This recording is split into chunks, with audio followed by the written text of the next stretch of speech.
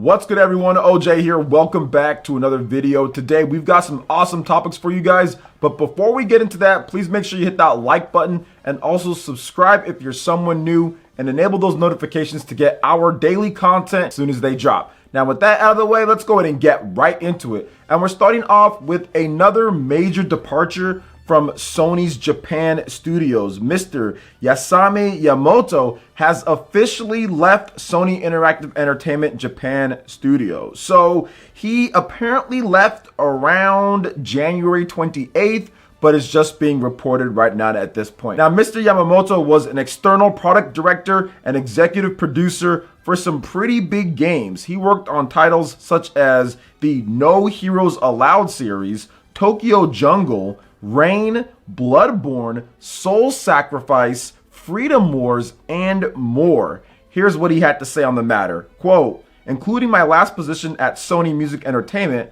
I was with Sony Group for 25 years. As a game creator, my job at a first party was full of happiness, and it was all thanks to your support.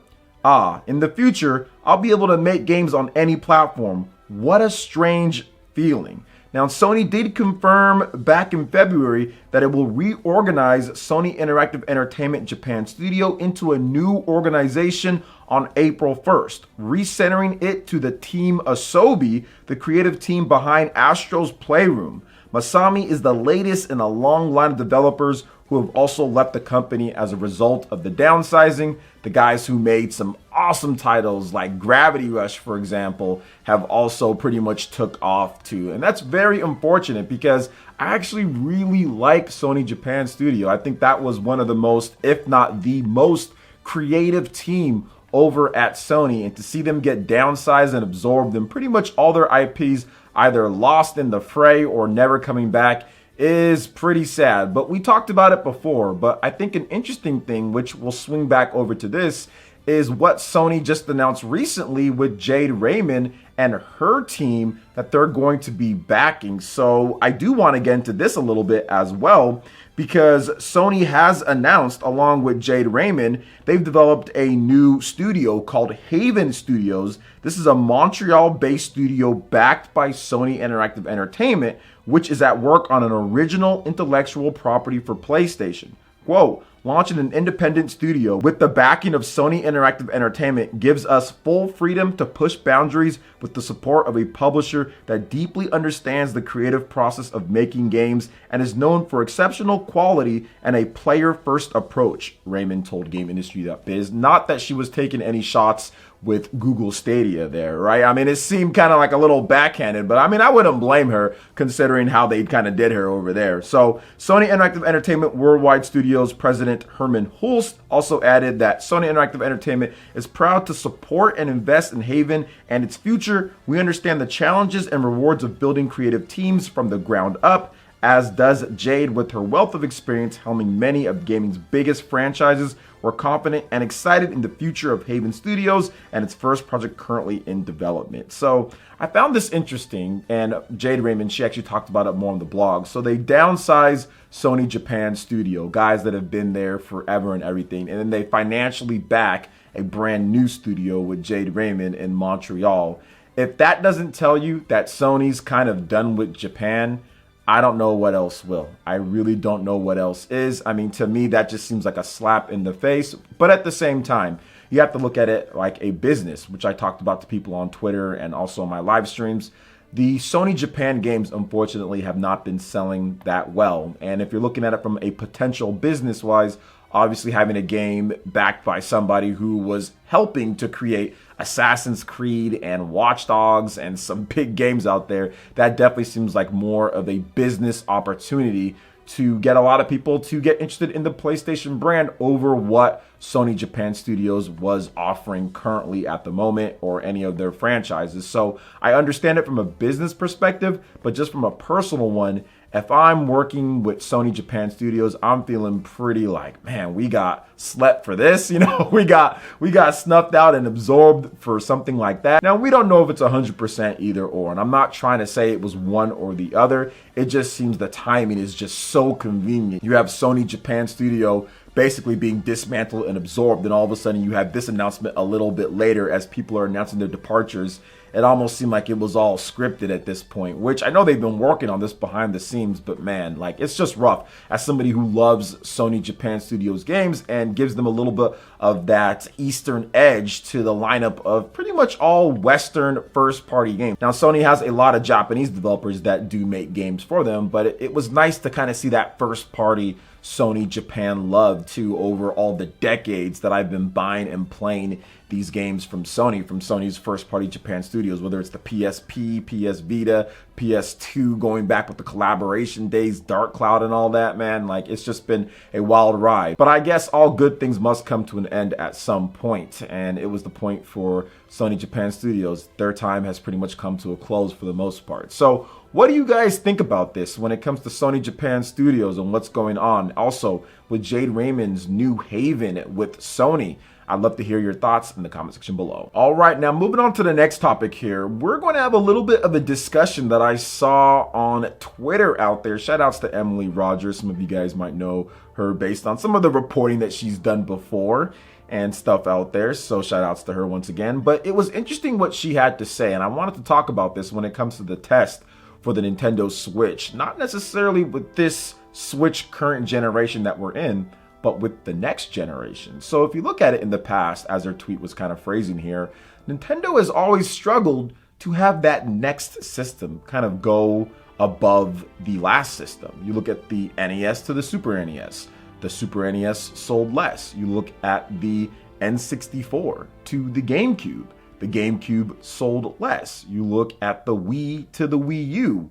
The Wii U sold less. And even if you throw in the Nintendo DS, then the 3DS, that also sold less. Now, obviously, you have some other stuff, right? You can take it and say, okay, well, the GameCube to the Wii, or heck, you can just look at it from this sliding projectile going down with the NES to the Super Nintendo to the N64 to the GameCube, right? It wasn't all the way until the Wii, till Nintendo actually had a hit system again on their hands, and then right back down. But now they're right back up with the Nintendo Switch, right? As they combine that home console and that portable. So Nintendo's next big challenge, in my opinion, isn't a Switch Pro or revision, as everyone has been kind of talking about here. That's the hot button thing. Like, what's going on with the Switch Pro? They need to make it this, and that to make it worth it. Look, the Switch's legacy is already set. It's already ready to go. 80 million plus. That already is one of the best of all time. That's already one of the best Nintendo home consoles of all time. Switch is already set. I think the history books in terms of what Switch does is good, right? It's about what happens next, too. Can Nintendo actually overcome that sophomore slump, right? Or that next one slump with a successful system? And I think that's kind of where Emily was going with. You have a largely successful system, and then you kind of go back down, right? And that's happened a number of times. The DS, the best-selling Nintendo system of all time, right? And then the 3DS, definitely a lot less. The Wii, then the Wii U. The NES was the best at the time, right? And then you have the Super Nintendo, which was still obviously amazing, right? Like 50 million or whatever, but still did go down. So what does Nintendo do to make sure that that doesn't happen with the Switch? Well, one, it's going to be hard because we don't know where the end results of the Switch is going to be. So if the Switch ends up being the best-selling system of all time, it's going to be tough to top that no matter what, because guess what's the best-selling system of all time? The PlayStation 2, and Sony hasn't ever topped the PlayStation 2. They haven't even really gotten close to topping the PlayStation 2 at this point. The closest they've been since the PS2 was the PlayStation 4, and the PS5, without the backing of Japan, really, it's going to be tough for it to get there too. And of course, with the rise of Nintendo back again, and also with the rise of Microsoft too, with what they're doing with the Xbox Series and Game Pass, I think it's going to be tougher when it comes to the competition there, and also more people playing PC gaming, smartphone gaming, and a litany of other things. So I think that if you look at it, Nintendo doesn't really need to overcomplicate things too much. I still think there's going to be some type of gimmick or some type of thing they do next with the next Switch. We're not talking about a Switch Pro, but with like a Switch 2, there's going to be something, but I feel that it's going to be far more in line with what they did from the Nintendo DS to the 3DS. Because yes, there was the gimmick. 3D was the gimmick, but it was an optional gimmick. You did not have to have that gimmick on, and it ended up just getting completely stripped out of the system with some of the models too. So I would expect some type of interesting or innovative type of thing to come from the system. But I think that if you look at Nintendo's current management, they're looking at it more of like, okay, let's add some cool stuff, but at the same time, let's be a little bit on the safe end too. I think the Switch, when you look at it, yes, it was a big risk or a calculation to see if it was going to work or not. But at the same time, I think they were confident about that, which they talked about beforehand, selling 100 million. They were confident because they were combining their home console and their portable division. And if you take it in that respect, Nintendo's pretty much always going to win, right? Because they have that portable base that just loves to play games anywhere, even if it's a dedicated portable. Even with the smartphone market being such a big thing right now, people still love to have that dedicated experience with the buttons and the control and everything. And that hasn't stopped. That momentum, I think, will continue. And I think that it's the most functional gimmick that Nintendo's ever had, and a gimmick that will survive throughout the years, just like the Game Boy. That gimmick of portable gameplay has survived throughout the decades for Nintendo. So I feel that they'll add something in, but at the same time, just the overall gimmick, and I mean that in a good way, right? A gimmick in terms of a marketing tool to get somebody to buy something. Why do you buy this? Well, it might not be as powerful as this system, but it offers this. And I think that that main gimmick of portability, even though some people hate it or whatever the case is, it'll never go away because people will always be going somewhere. People will always want to have the ability, like a cell phone, to be able to access content, to be able to access entertainment where and when they want. And that's the one trump card that Nintendo will always have at this point over everybody else, is that they know how to do that. So I personally feel that the true test will be next gen, because right now at this point it's already locked up, but I feel that Nintendo has a golden ticket to get to that, right? Maybe it doesn't do as good as the Switch, right? Because we don't know where the Switch is going to end up, but they're going to have continued success and long-term success because of what they've got. And the hybrid can only get better from here. It's only going to get better. They're only going to get more technology and more involved and just easier to make something incredible because they know that this will work going forward. So I can't wait to see what Nvidia and Nintendo do with the next line of Switch systems and what they do. I think it's going to be pretty cool. So what are your thoughts on this? I'd love to hear in the comment section below. All right, and moving on to the final topic here, we do have a major Nintendo Switch console exclusive game that is making the jump to Xbox Game Pass that I wanted to talk about just a bit, and that is Octopath Traveler, a phenomenal turn-based old school JRPG from Team Asano, the guys who make Bravely Default, Project Triangle Strategy.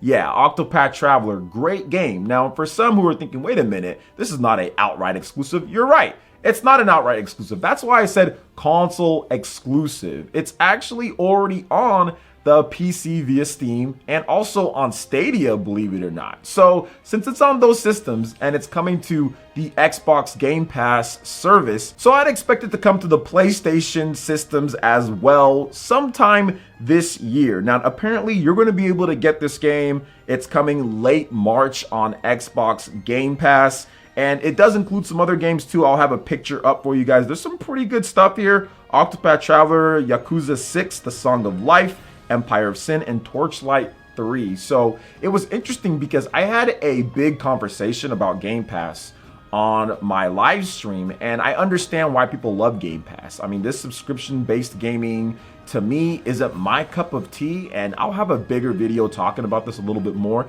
but I feel that it's great for people who want to be able to experience different type of games and really aren't sure or try stuff out, or just be able to have access to games for a good price overall if you're looking at what you get, right? You're looking at what you get. Now, you have to stay subscribed to it in order to keep those games, right? You don't just get to download them and keep them forever, but at the same time, it's still good for those who just want to play some stuff and kind of try out games and everything. So Octopath Traveler is definitely a great get for the service, just like Dragon Quest XI's Definitive Edition was a great get as well. And I'm happy for the Xbox gamers able to try this game out, or even people who have multiple consoles and didn't pick up the Switch version and they already have Game Pass, so why not try it out on there? So Microsoft is building great value within the platform. So that's good to see. It's good to see for those who do enjoy Game Pass. So What are your thoughts on all the different topics that we discussed here? I would love to hear what you guys have to say. Make sure you drop a comment, leave a like, and definitely let me know what you guys think. All right, guys, that wraps it up for this video here. Check out the link in the description. We've got Twitter. Go and give us a follow on there. Stay up to date on all the latest gaming news and information. Also, make sure you like, comment, and subscribe, and share this video if you can. Thank you guys so much for watching, and we'll catch you for the next one. Peace.